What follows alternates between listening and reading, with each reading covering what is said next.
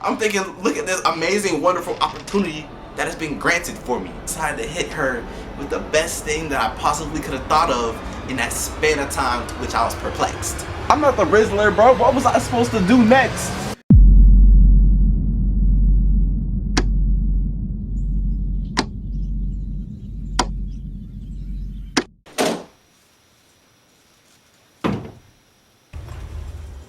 I know that ain't who I think it is.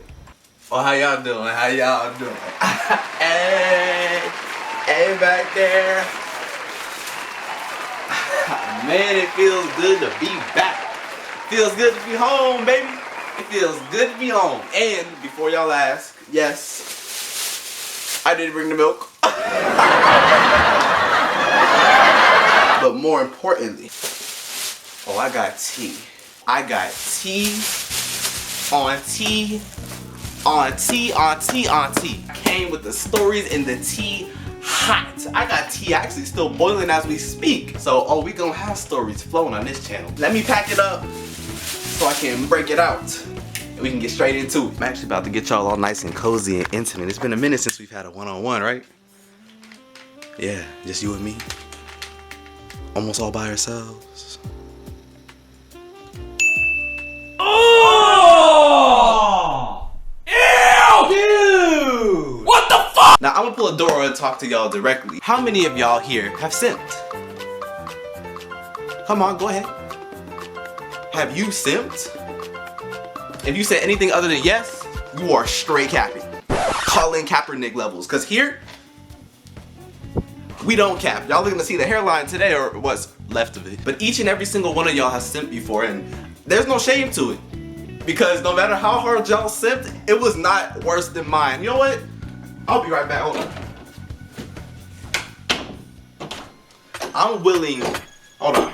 I'm willing to bet bands, real USD. I'm talking that shmoney, yo. This ain't ones. That y'all's experience was not better than mine. Better? Oh my God. And this is prop money, by the way. This ain't real. I'm in college, bro. I'm broke. Do you really expect me to have bands like this? I'm broke. I'm broke. But the story starts out like this. I was in 8th grade, and for all intents and purposes, we gonna name this girl TT. Now, I'm not gonna describe TT because she was 14, just like me. That's kind of weird, bro. You were looking at me to describe the features of a 14-year-old girl? Like, hello? Police? Yeah, I got another one. He's right there. Uh-huh. Yeah, pull up with a SWAT team. Yeah, y'all are gonna need it. But in my eyes, I thought she was the one. And whenever she came up to me on that first day of class, she was talking and she was saying all these things like, is this seat taken? And can I borrow a pencil? Like,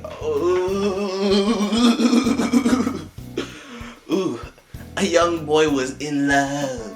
But not only did her poetic words drive her brothers stir crazy, but she started giving me hugs of her own volition in our morning math class every single day. The one going up to her ever. She was the one coming up to me talking about where's her hug at.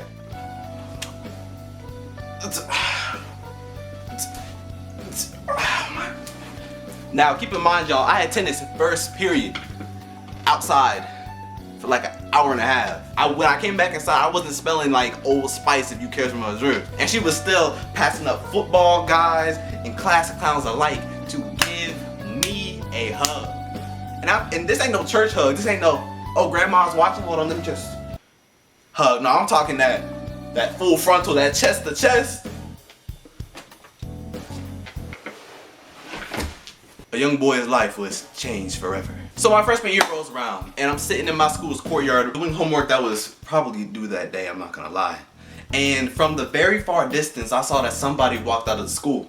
Now, it's 6:30 in the morning, so I'm thinking the only person who's in the school is admin. So as soon as they see me, they're gonna be like, what are you doing here? You're in a place of education before you're supposed to be. Police! Help! But all of that doubt was put to rest when I heard a sweet, brown, sugary, hey, Nicholas, from across the courtyard, and I knew off rip exactly who it was. But I put my cool back on, and I hit her with a Miles Morales looking, hey. I'm hyperbolizing, but my voice probably did crack like that. I'm not gonna hold you. It still be cracking to this day. So if my voice is cracking now, my voice was shattering. But still, you know, I played it off, I played it cool. We are talking back and forth, like how our years have been thus far, you know, just shooting the mess. And then we hit a lull in the conversation, just out of nowhere. And it was silent for a minute until she hit me with a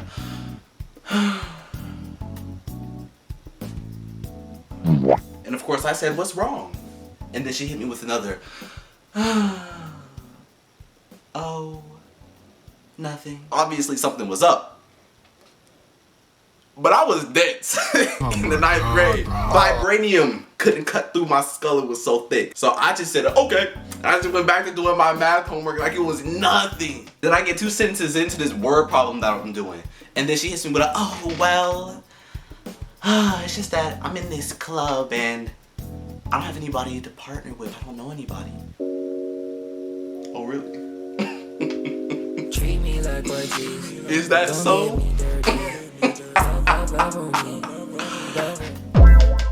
And just like Captain Save-A-Girl, thinking that God himself sent me a layup, I slid in with a, I could be your partner. Really? Yeah, I'll join to be your partner, knowing good and well I wasn't doing it for that kind of partnership. And of course she was like, oh, thank you. You do know it's $50 to join, right? Huh? Now, right now as I'm talking about this, I'm having an interstellar moment where I'm just on the bookshelf, I'm banging like, no, don't do it. Because hindsight is 20/20. And in 2020, I was blind. So naturally, I told her, yeah, I can pay for it. And then she gave me an even deeper hug than she's ever gave me to that date. And if it wasn't already apparent by now, I was cooked, bro. I was done for. Man, but in the moment, I didn't think I was cooked. I'm thinking, look at this amazing, wonderful opportunity that has been granted for me. All this food has been slid right my way. Who am I to just not take a bite or 2 or 3 or 4 or clear off my entire plate and ask for seconds? You know what I'm saying? Yeah, that brother's starving.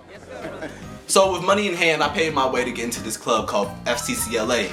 It's a whole thing. I didn't know about all this because I was there for one purpose and one purpose only. But I knew my window on a good thing was closing soon, so I needed to make another chess move before I ran out of time. And perfect time to make a move was at homecoming. Well, not at homecoming, but before home. Y'all know what I'm trying to say. So throughout all the meetings, I was like L from Death Note. I was just like, really? Can I? I had been paying special attention to all the people who she was talking to. And I came across 2 distinct things. Number 1, she didn't have a boyfriend. Number 2, she didn't know who she was going to dance with. Man, at this point, man, somebody fetch my apron. I'm about to cook. Boy, you must be out your monkey behind mine, raising your voice all up in my house. Better go on somewhere. You still ain't paying no bills in here, so you still ain't got the right to be raising your voice. All I had to do was come in, say, you know, write a couple of magic words, and boom, boom, boom, I'm right where I want to be. All I've got to do is plan, and I was straight plotting. I planned on asking her out to the closest FCCLA meeting to homecoming, which was exactly 1 day and 1 week before so. It was do or die, never no takesies, backsies. You know what? I was so confident that I told all of my homeboys, all of them, that I was gonna ask her out because there was no way I was about to chicken out of this opportunity that's once again been handed to me, fork and knife. I only have one job. It was to wait until she was by herself and like butter, pull up with my smooth line. So I pull up to the meeting expecting it to be close to empty like it always is, and tell me why I walk into this room and it's looking like the final scene in a High School Musical movie. Like everybody and they mama pulled up today. And to make matters worse, TT was out here moving like the main character. She was out here talking with everybody's mama was out here kissing babies. Like, stop acting like you're on the campaign trail. But I simmered down. I simmered down because I know that this is checkers, not chess. Everything is good. What? That it was chess, not checkers. And I had to wait. Just chill. I sat back down and I watched the numbers dwindle until it was just me and her. And the teacher who was running it said that she had to run to the coffee room real quick. And once again, God was throwing me that lob because in that moment I knew it was time to hit that slam dunk because the food was already done. I just gotta plate it up and serve something heat. So with the two of us in this empty room, I hit her with the most elaborate sequenced riz that I came up with in all of my meticulous planning. So you're going to homecoming, right? Huh? Oh yeah, I'll be there. You going with a date? Huh? Oh no, it's probably just gonna be me and like a couple of friends. Oh, that's good to know. That's good to know. Maybe I'll probably see you there. Now, it was at this moment right here that the sheer amount of secondhand embarrassment caused my camera to just head out early. But in short, Shoney heard nothing I just said, not even a sliver, which of course caused me to start losing my ever-loving mind. I was geeking, dog. I prepared for every response, but no response. I'm not the Rizzler, bro. What was I supposed to do next? So it's safe to say I was losing my ever-loving mind. Plus, time was ticking. I needed to come up with something fast. And it was right then that TT rose up and slung her book bag over her shoulder and said that she was about to meet up with some of her friends out in the courtyard. I start going into full panic mode. So I walk with her all the way out to the courtyard, my mind still blank, by the way. And in front of both of her friends, I decided to hit her with the best thing that I possibly could have thought of in that span of time to which I was perplexed. To say the same thing twice.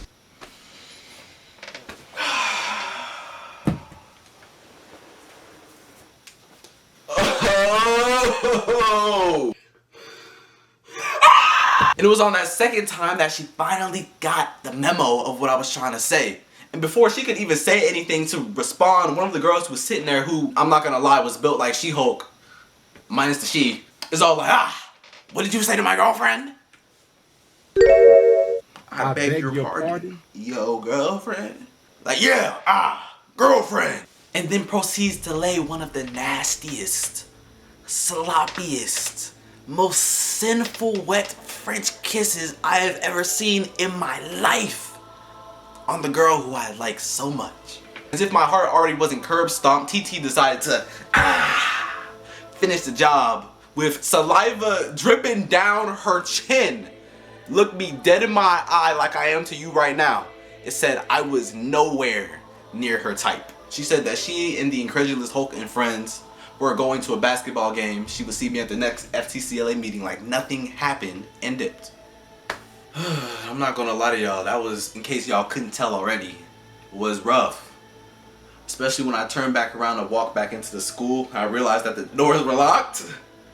Yeah, that made it even worse. And when I walked down to the middle of the courtyard, I looked up and it started raining.